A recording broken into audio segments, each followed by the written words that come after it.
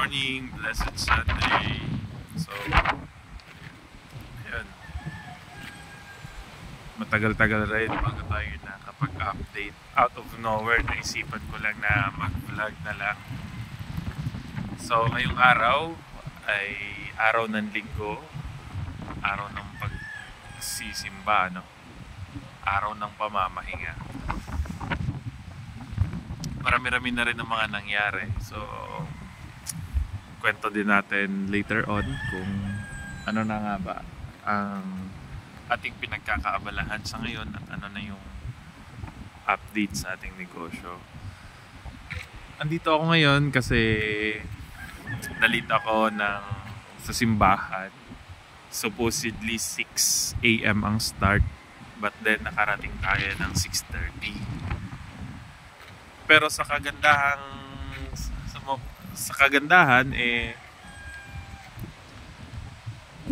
pwede po tayo makapagsimba ng alas 7.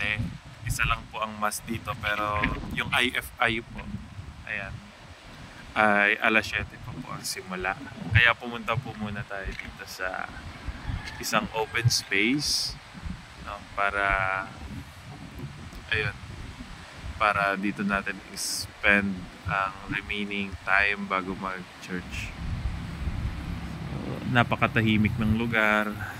Ayan, makita mo yung island sa kabila. Ayan.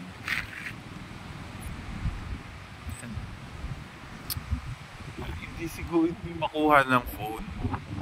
Ayun. Pero medyo malabo. Hindi makuha masyado ng phone. Baba natin yung ayun sa likod ko. So, yan po yung Simara Island. Kasi dito po ako ngayon sa bayan ng Calatrava. Dito po tayo nagnenegosyo. So, sa ating business update naman, nagawa na po nating makatapos ng isang buwan sa ating bagong nilipatan.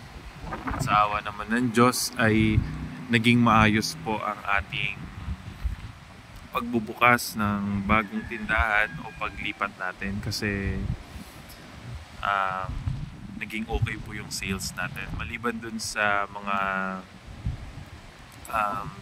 requirements na comply na natin. Naging maayos po ang lahat at naisabay ko na rin kung buksan yung sa San Roque. Kung maalala po ninyo,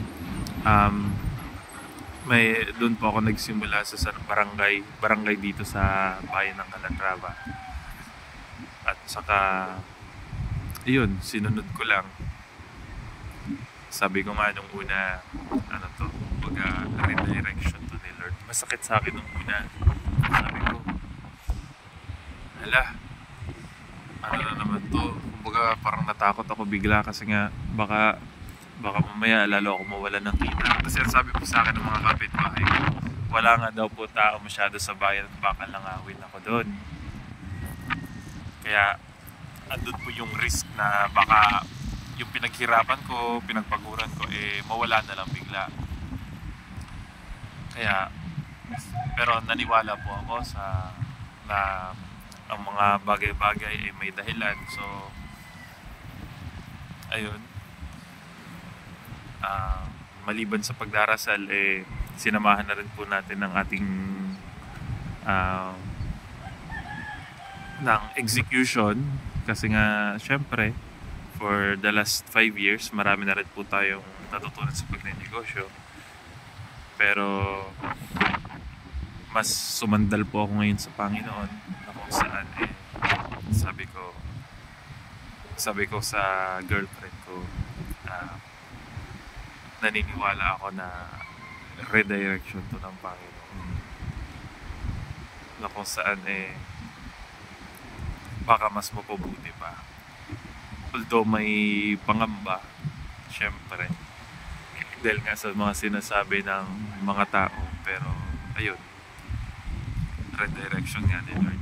At sa awa po ng Diyos, papuri sa Diyos, nagawa po nating maging okay yung ating negosyo sa bayan ng Calatrava. Maliit lang naman po yung aking shop, no? Pero kahit maliit siya, tuloy-tuloy po yung ating customers. Tapos kumuha na po tayo ng tao sa San Roque, Syempre, dalawa na yun. Hindi natin magagawang magbantay ng dalawang tindahan ng sabay. Kinuha natin ng tao yung sa Barangay San Roque. Bumaba man yung sales niya, pero at least kahit paano nakapagbibigay pa rin po ng karagdagang kita. Tapos sa